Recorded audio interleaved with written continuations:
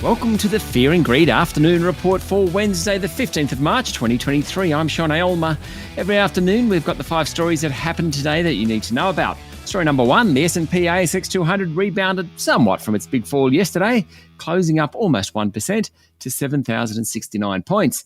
The tech companies led the way down yesterday, and today they led the way back up, with the IT sub-index rising 2.4%. Healthcare stocks were also outperformers, while the consumer discretionary and energy indices both lost ground.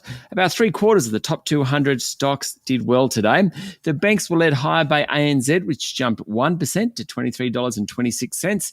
Commonwealth Bank was the laggard, down 0.3% to $95.03. CSL rose 1.7% to $283.78. That's a welcome turnaround for the healthcare group, which has lost nearly 10% of its value since the beginning of February.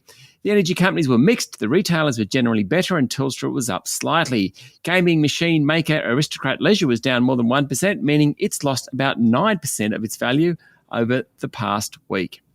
Story number 2, Brent crude prices fell sharply today, down about 5% towards $77 a barrel.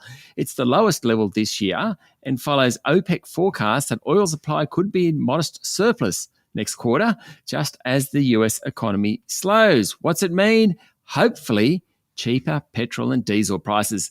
Gold prices remain high, with an ounce of the precious metal worth around $1,900. Iron ore prices are also high, trading around 8-month peaks. That's good for Australia's big miners. And coal prices keep falling. They're now trading around $180 a tonne. The Aussie dollar is creeping back towards 67 US cents, while cryptocurrencies have also staged a comeback, with Bitcoin close to $25,000 a unit. Story number 3, the Albanese government has briefed other nations about the AUKUS submarine deal, including China. The government is treading a very fine line on this one, particularly since diplomatic relations between Canberra and Beijing have improved in recent months. China has been scathing of the $368 billion deal for Australia to buy 8 submarines, saying the US, the UK and Australia are going down a path of error and danger. Foreign Minister Penny Wong said Chinese officials took part in briefings on the deal this afternoon. Opposition Defence spokesperson Andrew Hastie pointed out that China is being a touch hypocritical, given it's undergoing the biggest peacetime military expansion since World War II. Mind you, it's not only China that's feeling just a little bit uncomfortable. Both Malaysia and Indonesia have said they're watching things very closely. But today, Fijian Prime Minister Sitiveni Rabuka, after meeting with Albanese, said he supported the deal.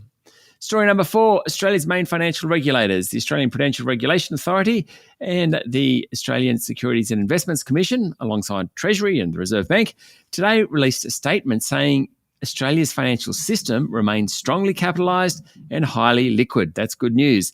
It's in response to the volatility for global banking stocks after the failure of Silicon Valley Bank in California.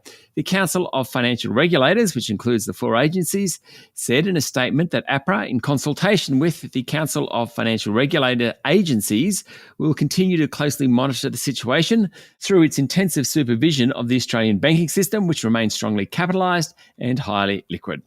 And finally, story number 5, US inflation eased last month but remains stubbornly high, and that isn't great for anyone hoping for interest rate cuts. The US annual headline consumer price index last month fell from 6.4% to 6%, while the core rate went from 5.6% to 5.5%. The headline rate was the lowest reading since September 2021, but core prices for the month of February jumped 0.5%. Which was the most in 5 months. It demonstrates the dilemma for the US Federal Reserve, which has made it very clear it wants to undermine inflationary pressures in the world's largest economy. When the Fed meets next month, it will weigh up stubborn inflation and a strong labour market against the collapse of the Silicon Valley Bank and the potential for that to flow onto the rest of the financial markets.